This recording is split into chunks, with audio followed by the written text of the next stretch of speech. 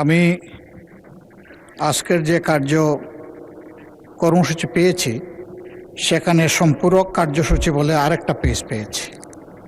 তো এখানে কিছু বিল সামনে আনা হয়েছে এবং এগুলা অধ্যাদেশকে কেন্দ্র করেই হয়েছে বলে আমার ধারণা। যদি তাই হয়ে থাকে তাহলে 133টা অধ্যাদেশ এটাকে যাচাই বাছাই করার জন্য একটা বিশেষ কমিটি হয়েছিল। সেই কমিটি থেকে একটা রিপোর্ট সেদিন পেশ করা হয়েছে, আপনি যেটা অনুমোদন করেছেন। সেখানে কিছু অধ্যাদেশ ল্যাপসের প্রস্তাব আছে। আমরা এই বিষয়গুলো আগের যে নোটিশ পেয়েছিলাম তার সাথে মিলিয়ে আমরা দেখলাম যেগুলো ল্যাপস করা হয়েছে প্রস্তাবনায় সেগুলো খুবই গুরুত্বপূর্ণ এবং এটা জুলাই স্পিরিটের সাথে সম্পৃক্ত। আমি আপনার বরাবরে বিনয়ের সাথে বলবো যে আমরা এই বিষয়ে আলোচনা করতে চাই এবং সেটা সংসদের প্রপার্টি। সংসদে এই বিষয়ে আমাদেরকে আলোচনার সুযোগ যেন তৈরি করে দেওয়া হয়। ধন্যবাদ মাননীয় স্পিকার। মাননীয় আইনমন্ত্রী কিছু বলবেন? বলুন।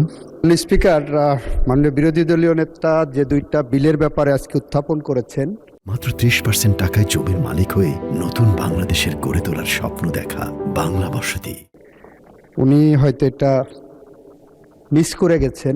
এটা কোনো অধ্যাদেশ থেকে উৎসারিত কোনো আইন নয়, এটা ফ্রেশ বিল আকারে দুইটি মন্ত্রণালয় পাঠিয়েছেন।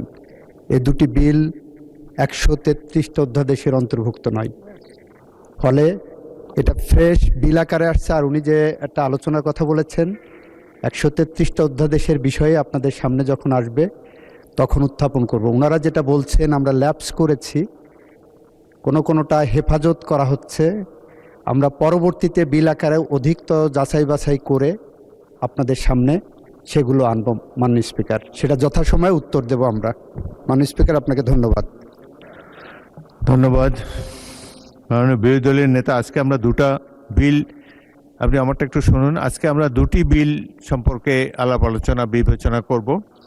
এগুলো তো সর্বসম্মতিক্রমে যে দুটি বিল এখানে এসেছে সেটি ওই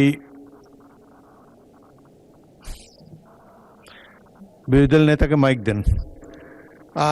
বিগত ঈদের সময় যেভাবেই হোক অনেকগুলো মানুষের জীবন চলে গেছে এবং এর মাঝে দুইটা ঘটনা খুবই হৃদয় বিদারক। একটা ট্রেনের সাথে বাসের সংঘর্ষ কুমিল্লায়, আর একটা ফেরিতে ডুবে অনেকগুলো মানুষের জীবন। আমরা কি অনুরোধ করতে পারি যে তাদের জন্য এই মহান সংসদে আমরা একটু দোয়া করব, তাদের মাগফিরাতের জন্য এবং তাদের আত্মীয় স্বজন তারা সহ আরও যারাই নিহত হয়েছেন তাদের জন্য আমরা দোয়া করব, তাদের আত্মীয় স্বজনের জন্য দোয়া করব। ধন্যবাদ মাননীয় স্পিকার। মাননীয় সদস্যবৃন্দ, আমাদেরকে 9 তারিখের মধ্যে কয়েকটা বিল পাশ করতে হবে, 93টি বিলের মতো পাশ করতে হবে। তারপরেও আপনাদের অনেক বক্তব্য সেখানে থাকবে। আমরা বিষয়টি পরবর্তীকালে দেখব।